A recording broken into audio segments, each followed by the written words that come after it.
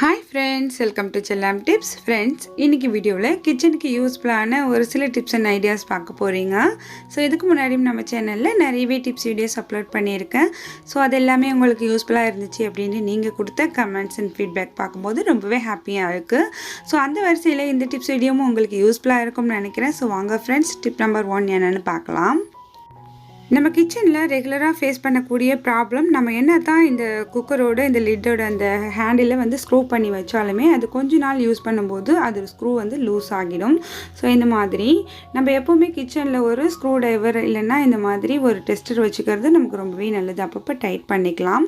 So இது வந்து நம்மளுக்கு வந்து சீக்கிரமாக கழுண்டவே கூடாது, ரொம்ப நாளைக்கு நல்லா க்ரிப்பாக பிடிச்சிட்டு இருக்கணும் அப்படின்னாக்கா நம்ம வந்து அதில் நெயில் பாலிஷ் அப்ளை பண்ணுவோம். ஸோ நானுமே இந்த டிப் சொல்லியிருக்கேன்.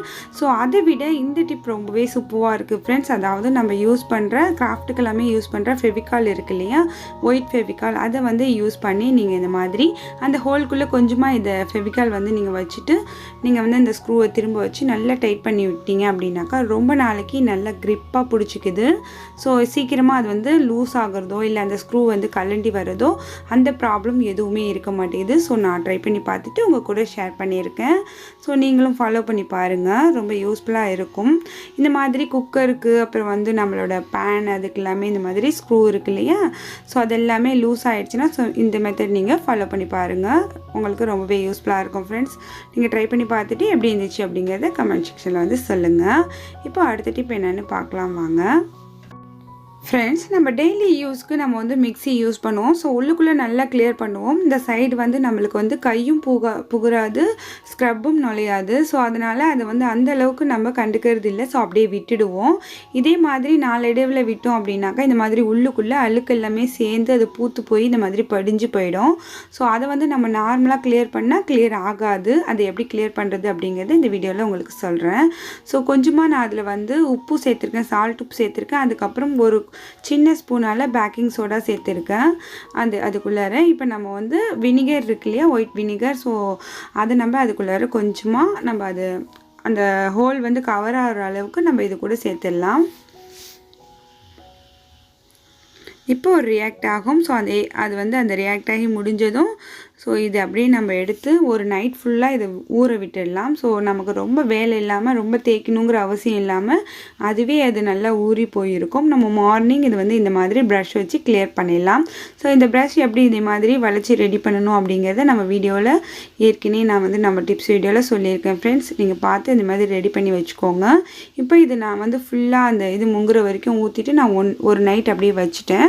ஸோ இப்போ மார்னிங் இதை எப்படி க்ளீன் பண்ணுறது அப்படிங்கிறத காமிக்கிறேன் ஃப்ரெண்ட்ஸ். இந்த மாதிரி ப்ரஷ் கொடுத்து நம்ம இந்த மாதிரி தேய்ச்சாலே போதும் ஃப்ரெண்ட்ஸ். எல்லாமே நல்லா ஊறி போய் இருக்குது, நம்ம ரொம்ப தேய்க்கணுன்னு கூட இல்லை. ஸோ ஈஸியாக நம்ம இந்த மாதிரி தேய்ச்சிட்டு நம்ம வந்து கிளியர் பண்ணி எடுத்துடலாம். ஸோ இப்போ நான் வந்து இந்த தண்ணியை கொட்டி காமிக்கிறேன், எப்படி பத்து கலண்டு வருது பாருங்கள். அகைன் இப்போ ஒரு டைம் இந்த மாதிரி ப்ரஷ் பண்ணிவிட்டு நம்ம வாஷ் பண்ணிட்டா போதும் ஃப்ரெண்ட்ஸ், நல்லா கிளியர் ஆகிடும். ஸோ நீங்களும் உங்களோட மிக்சர் ஜாரை இந்த மாதிரி கிளியர் பண்ணுங்கள், பேக் சைடில் கிளியர் பண்ணி பார்த்துட்டு எப்படி இருந்துச்சுன்னு சொல்லுங்கள். ஸோ இப்போ அடுத்த டிப் என்னென்னு பார்க்கலாம் வாங்க.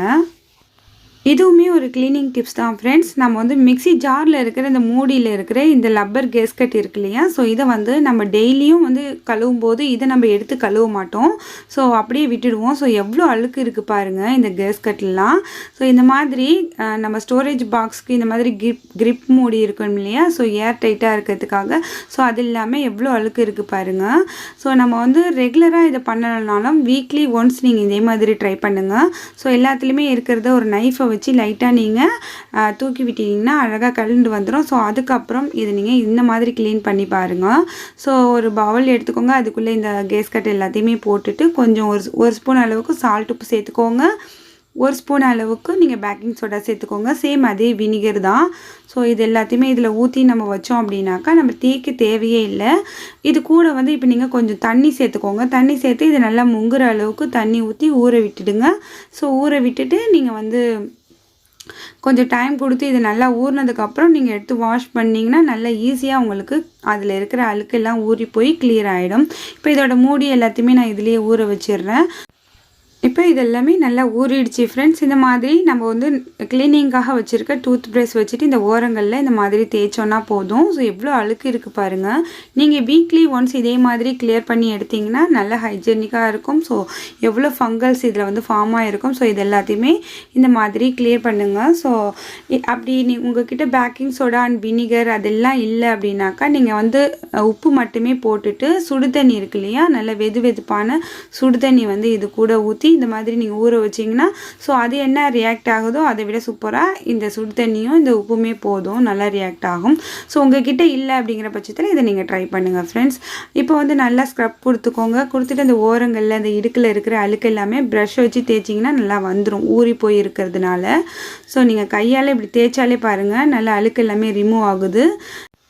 இப்போ எல்லாத்தையுமே நல்லா வாஷ் பண்ணி எடுத்துட்டேன். ஸோ நல்லா உலர விட்டு நல்லா காஞ்சதுக்கப்புறம் இந்த மூடி கூட நம்ம ஃபிக்ஸ் பண்ணி எடுத்து வச்சிடலாம் ஃப்ரெண்ட்ஸ். இப்போ நல்லா எல்லாமே ட்ரை ஆகிடுச்சு. பாருங்கள் எவ்வளோ பழிச்சுன்னு இருக்குது பாருங்கள். ஃபர்ஸ்ட் இருந்ததுக்கும் இப்போ இருக்கிறதுக்கும் எவ்வளோ ஒரு டிஃப்ரெண்ட் இருக்குது. ஸோ நீங்களும் இந்த டிப்ஸை ட்ரை பண்ணி பாருங்கள் ஃப்ரெண்ட்ஸ். அடுத்த வீடியோ என்னன்னு பார்க்கலாம் வாங்க. ஃப்ரெண்ட், இது ஒரு ரிக்வெஸ்டட் வீடியோ. ஒரு சகோதரி என்கிட்ட கேட்டிருந்தாங்க, கோதுமை மாவில் பூச்சி வண்டு புழுலாம் வச்சிருது சீக்கிரமாக, ஸோ அது மாதிரி வராமல் இருக்க என்ன பண்ணுறது அப்படின்னு சொல்லிட்டு. நான் எப்படி கோதுமை மாவு ஸ்டோர் பண்ணுவேன் அப்படின்னாக்கா, கோதுமை மாவு மைதா மாவு ஸோ எதுவாக இருந்தாலும் இந்த மாதிரி ஒரு 2 பிரியாணி இலை போட்டு வச்சுருப்பேன். ஸோ எனக்கு வந்து இந்த பூச்சி புழு அதெல்லாம் வர ப்ராப்ளம் வந்ததில்லை. ஸோ நீங்கள் வந்து அது கூட ஒரு 1/4 ஸ்பூன் இல்லை 1 ஸ்பூன் உங்களோட மாவோட குவான்டிட்டிக்கு தகுந்த மாதிரி நீங்கள் சால்ட் உப்பு எடுத்து ஸோ அது அந்த மாவோடு சேர்த்து நல்லா மிக்ஸ் பண்ணி வச்சுருங்க. ஸோ உங்களுக்கு வந்து அந்த மாதிரி பூச்சி வைக்கிறது செல் வைக்கிறது ஸோ அந்த மாதிரி எந்த ஒரு ப்ராப்ளமும் ஸோ இந்த மாதிரி மாவுக்குள்ளே வராது. அதே மாதிரி நீங்கள் மாவை யூஸ் பண்ணும்போது கைகள் வந்து ஈரம் இல்லாமல் ட்ரையாக இருக்க மாதிரி பார்த்துக்கோங்க. எந்த ஒரு மாவு ஐட்டம் மசாலா ஐட்டம் ஸோ எது யூஸ் பண்ணுறதா இருந்தாலுமே ரைஸ் பருப்பு எந்த ஐட்டம் எடுக்கிறதா இருந்தாலுமே கைகள் வந்து ட்ரையாக இருக்கணும், ஈரம் இல்லாமல் பார்த்துக்கோங்க ஃப்ரெண்ட்ஸ். அப்போ வந்து உங்களுக்கு சீக்கிரமாக பூச்சி அது எல்லாமே வராது. இப்போ அடுத்த டிப் என்னென்னு பார்த்தீங்கன்னா ஃப்ரெண்ட்ஸ், நம்ம வந்து முட்டை வெவிக்கும் போது அந்த முட்டையில் வந்து கிராக் இருந்துச்சு அப்படின்னாக்கா ஸோ முட்டை வந்து அதிலிருந்து வெளியில் வந்துடும். அந்த முட்டை வந்து இந்த ஓல்டு வழியாக அந்த கிராக் வழியாக பிரிஞ்சு வெளில வந்துடும். ஸோ வந்து அந்த தண்ணி எல்லாமே அப்படியே முட்டை வந்து பிரிஞ்சு போய் வந்திருக்கும். ஸோ அந்த மாதிரி வராமல் இருக்கிறதுக்கு ஒரு 2-3 ட்ராப்ஸ் நம்ம வந்து வினிகர் இது கூட சேர்த்து அவிச்சோம் அப்படின்னாக்கா ஸோ அந்த மாதிரி ஆகாது. உங்ககிட்ட வினிகர் இல்லை என்ன பண்ணுறது அப்படின்னு நினச்சிங்கன்னா இந்த மாதிரி எலுமிச்சப்பழம் தோல் இருந்தாலும் சரி, இல்லை இந்த மாதிரி எலுமிச்சை பழமே இருந்தாலும் சரி, ஒரு பாதி பீஸ் எடுத்துகிட்டு ஸோ அந்த தண்ணிக்குள்ளே போட்டு கொஞ்சமாக உப்பு போட்டு வெவிச்சிங்க அப்படின்னாக்கா உங்களுக்கு வந்து அந்த மாதிரி முட்டை வந்து இந்த உள்ளிருந்து வெளியில் வராமல் நல்லா வெந்து சூப்பராக இருக்கும்.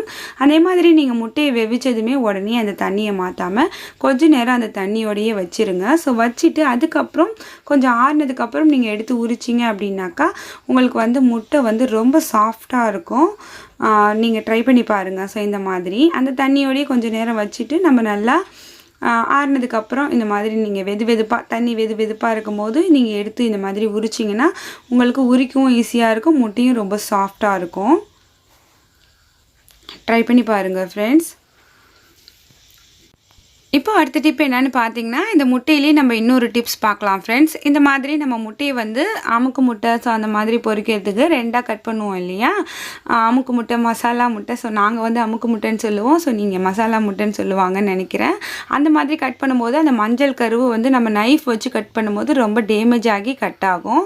ஸோ அந்த மாதிரி ஆகாமல் நீங்கள் வந்து பர்ஃபெக்டாக பண்ணணும் அப்படின்னு நினச்சிங்கன்னா இந்த மாதிரி த்ரெட் அதாவது நம்ம நூல் இருக்கு இல்லையா, ஸோ அதை வச்சுட்டு நீங்கள் இந்த மாதிரி ஒரு ப்ரெஸ் கொடுத்தீங்கன்னா அந்த முட்டை வந்து எவ்வளோ அழகாக கட் ஆகிருக்கு பாருங்கள்.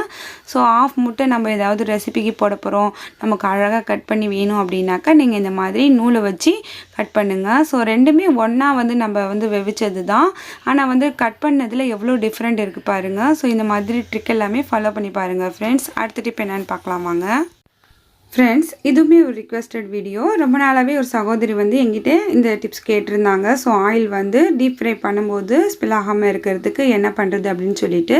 ஸோ இதுக்கான வீடியோ போட எனக்கு கொஞ்சம் டிலே ஆகிடுச்சு.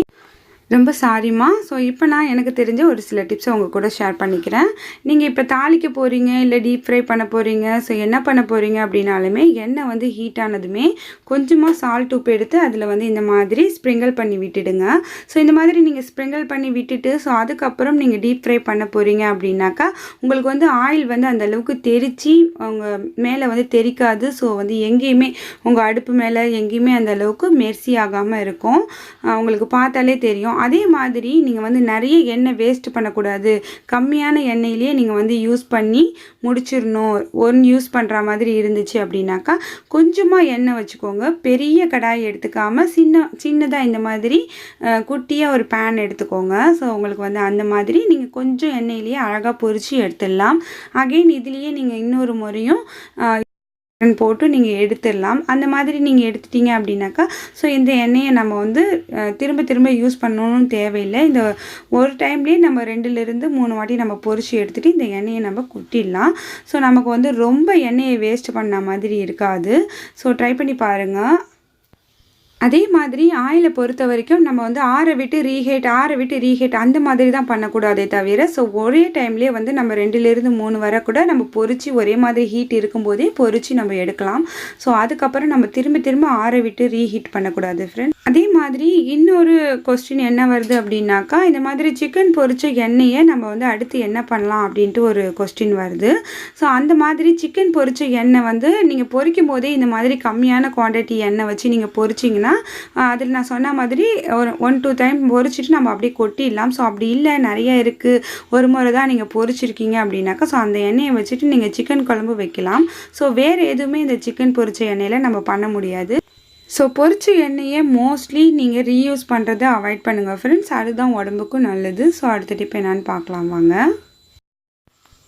இது போல் நம்மளோட பிளாஸ்டிக் டேப்பில் இருக்கிற இந்த அழுக்கை வந்து நம்ம எப்படி ஈஸியாக ரிமூவ் பண்ணுறது ஸ்க்ரப் பண்ணாமல் அப்படிங்கிறத பார்க்கலாம். ஸோ ஒரு டிஷ்யூ இருந்துச்சுன்னா எடுத்துக்கோங்க, அப்படி இல்லைன்னா காட்டன் கிளாத் எடுத்துக்கோங்க. ஸோ இந்த மாதிரி நம்ம அந்த டேப்பை சுற்றிட்டு நம்ம வந்து வச்சுட்டு நம்ம என்ன பண்ண போகிறோம் அப்படின்னாக்கா ஸோ வினிகரும் கொஞ்சம் தண்ணியும் மிக்ஸ் பண்ணி நான் இந்த ஸ்ப்ரே பாட்டிலில் வச்சுருக்கேன். ஸோ அதை வந்து நான் இந்த டிஷ்யூ பேப்பர் மேலே ஸ்ப்ரே பண்ணி விட்டுடுறேன்.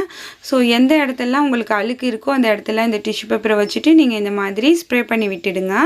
அதுக்கப்புறம் நம்ம வந்து இது கொஞ்சம் நேரம் அப்படியே ஊற விட்டுடலாம். ஸோ ஊற விட்டுட்டு நம்ம அதுக்கப்புறம் நம்ம ஸ்க்ரப் பண்ணணும் அப்படிங்கிற தேவையே இருக்காது. ஸோ இதாலேயே நம்ம அப்படியே லைட்டாக தேய்ச்சி எடுத்துட்டாலே போதும். ஸோ எவ்வளோ அழகாக அழுக்கு எல்லாமே ரிமூவ் ஆகுது பாருங்கள். ஸோ உங்களுக்கு அந்த தேய்க்க முடியாத இடங்கள் இருந்துச்சு அப்படின்னாக்கா ஸோ அந்த இடத்துல மட்டும் நீங்கள் டூத் ப்ரஷ் வச்சுட்டு ஸ்க்ரப் கொடுங்க ஃப்ரெண்ட்ஸ். உங்களுக்கு ரொம்ப ஈஸியாக கிளியர் ஆகும்.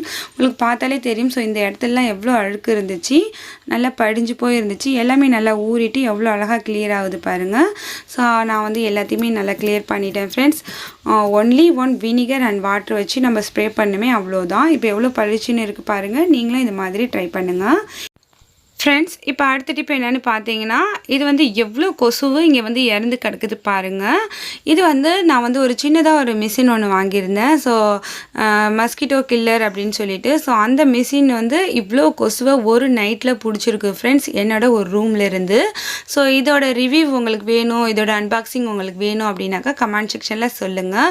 கெமிக்கல் இல்லை, எந்த ஒரு மருந்தும் இல்லை, எந்த ஒரு புகையும் இல்லை, சவுண்டும் இல்லை. ஸோ அவ்வளோ அழகாக ரொம்ப காமாக ரொம்ப அழகாக இவ்வளோ கொசுவை ஒரு நைட்டில் பிடிச்சிருக்கு ஃப்ரெண்ட்ஸ். இந்த மிஷின் எப்படி ஒர்க் ஆகுது, இந்த மிஷின் நான் எங்கே வாங்கினேன், இந்த மிஷின் எப்படி யூஸ் பண்ணுறது அப்படிங்கிறத ஃபுல் ரிவ்யூவும் நான் அடுத்த வீடியோவில் சொல்கிறேன் ஃப்ரெண்ட்ஸ். ஸோ இன்றைக்கி வீடியோவில் வந்து 10 டிப்ஸ் அண்ட் ஐடியாஸ் உங்களுக்கு பிடிச்சிருந்துச்சா, எப்படி இருந்துச்சு, எந்த வீடியோ பிடிச்சிருந்துச்சி அப்படிங்கிறத மறக்காமல் வந்து கமெண்ட் செக்ஷனில் சொல்லுங்கள். இந்த வீடியோ பிடிச்சிருந்துச்சுன்னா மறக்காமல் ஒரு லைக் பண்ணி என்னையுமே சப்போர்ட் பண்ணுங்கள் ஃப்ரெண்ட்ஸ். உங்களோட ஒவ்வொரு லைக் அண்ட் கமெண்ட்ஸும் தான் அடுத்தடுத்த வீடியோவை ஆர்வமாக பண்ணுறதுக்கு எனக்கு ஒரு பூஸ்ட்டாக இருக்குது. ஸோ இந்த வீடியோ மற்றவங்களுக்கும் பலன் தரும்னு நினச்சிங்கன்னா மறக்காமல் ஷேர் பண்ணுங்கள். அடுத்த ஒரு இன்ட்ரெஸ்டிங்கான வீடியோவில் உங்களை நான் சந்திக்கிறேன். ஸோ தேங்க்ஸ் ஃபார் வாட்சிங். பாய்.